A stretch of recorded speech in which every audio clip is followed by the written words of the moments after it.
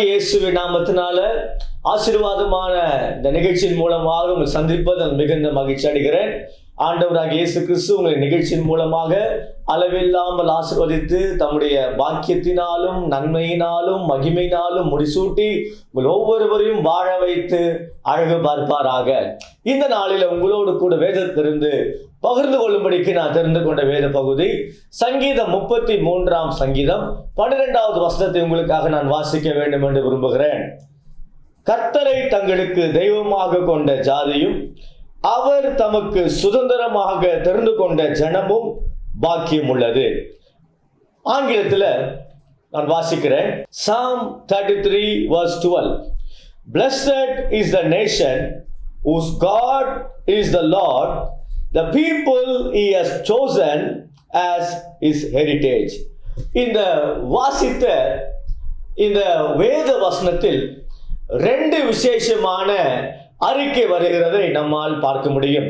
முதலாவதாக, கர்த்தரை தங்களுக்கு தெய்வமாக கொண்ட ஜாதியும் என்று சொல்லப்பட்டிருக்கிறது. ஆக ஜாதி என்று சொல்லும் பொழுது அது தேசத்தை குறிக்கிறது, ஒரு குறிப்பிட்ட ஜனத்தை குறிக்கிற வார்த்தையாக இருக்கிறது, இஸ்ரவேல் ஜனங்களை சொல்லுகிற வார்த்தையாக இருக்கிறது. ஆகவே கர்த்தரை தங்களுக்கு தெய்வமாக கொண்ட ஜாதியும் அவர் தமக்கு சுதந்திரமாக தெரிந்து கொண்ட ஜனமும் பாக்கியம் உள்ளது. ஆக 2 அறிக்கைகள் அங்கு சொல்லப்பட்டிருக்கிறது. அப்போ யாரெல்லாம் ஆண்டவராகிய இயேசு கிறிஸ்துவை தேவனை தங்கள் வாழ்க்கையில சொந்த இரட்சகராக, தகப்பனாக, கடவுளாக, ஆண்டவராக ஏற்றுக்கொண்டு யாரெல்லாம் அவருக்காக சாட்சியுள்ள வாழ்க்கை வாழுகிறார்களோ அவர்களை குறித்து என் வேதம் சொல்லுகிறது, அவர்கள் ஆசீர்வதிக்கப்பட்டவர்கள். அல்லது இன்னொரு விதத்தில் பார்க்கும் பொழுது தேவனால் தெரிந்து கொள்ளப்படுகிறவர்கள், தேவன் தம்முடைய பிள்ளையா இருக்கும்படிக்கு தெரிந்து கொள்ளுகிற ஜனம், தேவன் தம்முடைய மக்களா இருக்கும்படிக்கு தெரிந்து கொண்ட பிள்ளைகளை குறித்து இங்க பார்க்கிறோம். கர்த்தருடைய பிள்ளைகளே, ஆக தேவனை நாம் ஏற்றுக்கொண்டாலும் சரி, இயேசு கிறிஸ்துவை நமது உள்ளத்துல சொந்த இரட்சகராக, கடவுளாக, ஆண்டவராக, தெய்வமாக ஏற்றுக்கொண்டாலும் சரி, ஆண்டவராக இயேசு கிறிஸ்து நம் ஒவ்வொருவரையும் அவருடைய பிள்ளைகளா இருக்கும்படிக்கு தெரிந்து கொண்டாலும் அத்தனை பாக்கியமும் உங்களுக்கும் எனக்கும் சொந்தமானது. ஆம், இங்கு வாசிக்கும் பொழுது பாக்கியம் உள்ளது என்ற வார்த்தை வருகிறது. ஆக பாக்கியம் உள்ளது அந்த வார்த்தையை நான் ஆங்கிலத்தில் உங்களுக்காக நான் வாசித்தேன். blessed என்று சொல்லி வருகிறது. பிரியமானவர்களே, blessed என்று சொன்னால் ஆசீர்வதிக்கப்பட்டவர்கள். ஆம், தேவனுடைய பிள்ளைகள் ஒவ்வொருவரும் ஆசீர்வதிக்கப்பட்டவர்கள் என்று சொல்லி வேதம் சொல்லுகிறது. ஆம், கர்த்தருடைய பிள்ளைகளை, ஆசீர்வதிக்கப்பட்டவர்கள் என்று சொன்னால் ஒரு குறைவும் இல்லாதவர்கள், சுகம் உள்ளவர்கள், வெற்றி உள்ளவர்கள், தேவனுடைய பாதுகாப்பு நிறைந்தவர்கள், மகிழ்ச்சியாய் இருக்கிறவர்கள், எல்லா சூழ்நிலையிலேயும் நிறைவு உள்ள வாழ்க்கை வாழக்கூடியவர்களை தான் என் வேதம் சொல்லுகிறது. பாக்கியம் உள்ளவர்கள் என்று சொல்லுகிறது, ஆசீர்வதிக்கப்பட்டவர்கள் என்று வேதம் சொல்லுகிறது. என்னை கேட்டுக்கொண்டிருக்கிற கர்த்தருடைய பிள்ளைகளே, உங்களை பார்த்து ஆண்டவர் சொல்லுகிறார், நீ ஆசீர்வதிக்கப்பட்ட ஜனம், ஆசீர்வதிக்கப்பட்ட பிள்ளை, ஆசீர்வதிக்கப்பட்ட மகனாய் இருக்கிறாய், ஆசீர்வதிக்கப்பட்ட என்னுடைய சொந்த மகளாய் இருக்கிறாய் சொல்லி ஆண்டவராகிய இயேசு கிறிஸ்து உங்கள் ஒவ்வொருவரையும் பார்த்து சொல்லுகிறார். ஆம், வானத்தையும் பூமியும் படைத்த கர்த்தர் ஆசீர்வாதத்தை கொடுக்கிற தேவனாய் இருக்கிறார். ஆபிரகாமை பார்த்து சொன்னார், நீ ஆசீர்வாதமா இருப்பாய் என்று சொன்னார். ஆதாம் ஏவாளை பார்த்து ஆசீர்வதித்தார், நீங்கள் பழுகி பெருகி சுகமா இருப்பீர்களா என்று ஆண்டவராகிய இயேசு கிறிஸ்து ஆதாம் ஏவாளை பார்த்து ஆசீர்வதித்தார். மாத்திரமல்ல பிரியமானவர்களே, அவர் ஆசீர்வாதத்தின் ஊற்றாக இருக்கிறார், ஆசீர்வாதத்தின் தேவனாக இருக்கிறார். எல்லாவற்றையும் அவர் தம்முடைய பிள்ளைகளுக்கு ஈவாக தருகிற தேவனாக இருக்கிறார். ஆம், கர்த்தருடைய பிள்ளைகளை, நாம் ஆராதிக்கிற நம் ஆண்டவராகிய இயேசு கிறிஸ்து ஆசீர்வாதத்தின் தேவனாக இருக்கிறார். தம் பிள்ளைகளுக்கு அவர் ஆசீர்வாதத்தை கொடுக்க வேண்டும் என்று விரும்புகிறார். மாத்திரமல்ல, அவருடைய பிள்ளைகள் யாவரும் ஆசீர்வாதமான ஒரு வாழ்க்கை வாழ வேண்டும் என்று சொல்லி அவர் விரும்புகிறார். உபாகமம் 33 அதிகாரம் 29வது வசனத்திற்காக சொல்லப்பட்டிருக்கிறது. உங்களுக்காக நான் அவைகளை வாசிக்கிறேன். இஸ்ரவேலே, நீ பாக்கியவான், கர்த்தரால் ரட்சிக்கப்பட்ட ஜனமே, உனக்கு ஒப்பானவன் யார்? உனக்கு சகாயம் செய்யும் கேடகமும் உனக்கு மகிமை பொருந்திய பட்டயமும் அவரே. உன் சத்துருக்கள் உனக்கு இச்சகம் பேசி அடங்குவார்கள், அவர்கள் மேடுகளை மிதிப்பா என்று சொன்னான். இங்கே பார்க்கும் பொழுது, இஸ்ரவேலே நீ பாக்கியவான், பாக்கியவான் என்று சொன்னால் என்ன அர்த்தம்? நீ ஆசீர்வதிக்கப்பட்டவன், ஆசீர்வதிக்கப்பட்டவள் என்று சொல்லி ஆண்டவராகிய இயேசு கிறிஸ்து உங்களை பார்த்து சொல்லுகிறார். இன்னொரு வேறு சொல்கிறது, வானத்தையும் பூமியும் படைத்த கர்த்தராலே நீங்கள் ஆசீர்வதிக்கப்பட்டவள் சொல்லி வேறு சொல்லுகிறது. உங்களுக்காக நான் அவைகளை வாசிக்கிறேன். சங்கீதம் 115:15 வாசிக்கிறேன். வானத்தையும் பூமியையும் படைத்த கர்த்தராலே நீங்கள் ஆசீர்வதிக்கப்பட்டவர்கள். பாருங்க எப்படி அவருடைய பிள்ளைகளை பற்றி வேறு சொல்லுகிறது. ஆசீர்வதிக்கப்பட்டவர்கள். எப்படி ஆசீர்வதிக்கப்பட்டவர்கள்? வானத்தையும் பூமியும் படைத்த கர்த்தரால, வானத்தையும் பூமியும் உண்டாக்கின கர்த்தரால, வானத்தையும் பூமியும் உருவாக்கின கர்த்தரால நீங்கள் ஆசீர்வதிக்கப்பட்டவர்கள் என்று சொல்லி என் வேதம் சொல்லுகிறது. ஆம் பிரியமானவர்களே, நம்ம ஒவ்வொரு நாளும் வேலைக்கு போகிறோம், ஒவ்வொரு நாளும் ஏதோ ஒரு காரியம் செய்து கொண்டிருக்கிறோம், வியாபாரம் பண்ணுகிறோம், வாழ்க்கையில முன்னேற வேண்டும் என்று சொல்லி நம்ம பிரயாசப்பட்டு கொண்டிருக்கிறோம், முயற்சித்து கொண்டிருக்கிறோம். இது எல்லாம் எதற்கு அடையாளமா இருக்குன்னு சொன்னா, நான் ஆசீர்வாதமா இருக்கணும். நான் எதுக்கு வேலைக்கு போறேன் அப்படின்னு நீங்க யோசிச்சு பார்த்தீங்கன்னா, ஆசீர்வாதம் நமக்கு வேணும். இல்லைன்னா ஒருத்தர் கிட்ட போயிட்டு நீங்க எதுக்கு வேலைக்கு போறீங்க நம்ம கேட்கும் போது அவங்க சொல்லுவாங்க, நான் நல்லா இருப்பதற்காக வேலைக்கு போறேன், நான் ஆசீர்வாதமா இருக்க வேண்டும் சொல்ல வேலைக்கு போறேன்னு சொல்லுவார்கள்.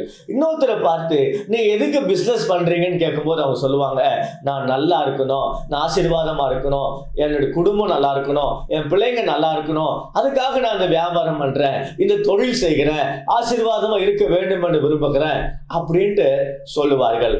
ஆகவே இந்த பூமியில வாழ்கிற ஒவ்வொருவரும் அவங்க செய்கிற எல்லா வேலைகளுக்கும் ஒரு பலனை எதிர்பார்த்து போய்கொண்டிருக்கிறார்கள், ஒரு பலனை எதிர்பார்த்து செய்து கொண்டிருக்கிறார்கள்.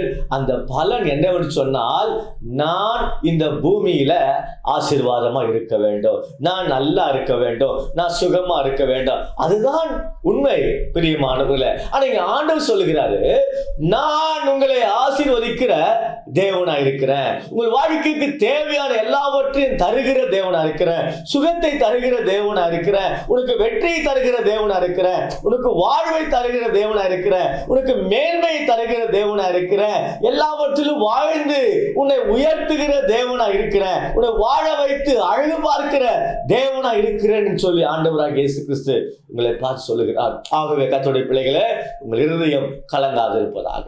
அப்போ தேவனுடைய பிள்ளைகளாக நாம் இந்த ஆசீர்வாதங்களை, இந்த ஆசீர்வாதத்தை வாழ்க்கையில பெற்றுக்கொண்டு ஒரு ஆசீர்வதிக்கப்பட்ட வாழ்க்கை வாழ வேண்டும் என்று சொன்னால் நாம் என்ன செய்ய வேண்டும்?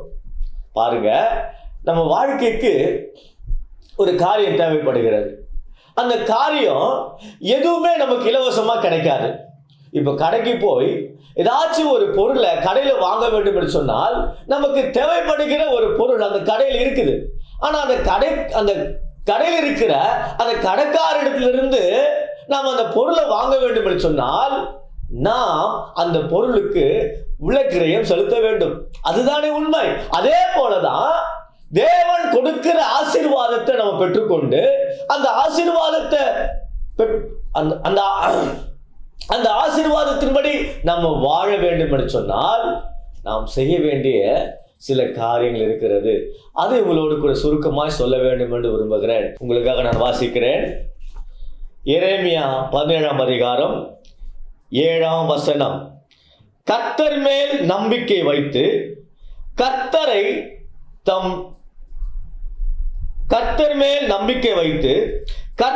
தன் நம்பிக்கையாக கொண்டிருக்கிற மனுஷன் பாக்கியவான். பாத்தீங்களா?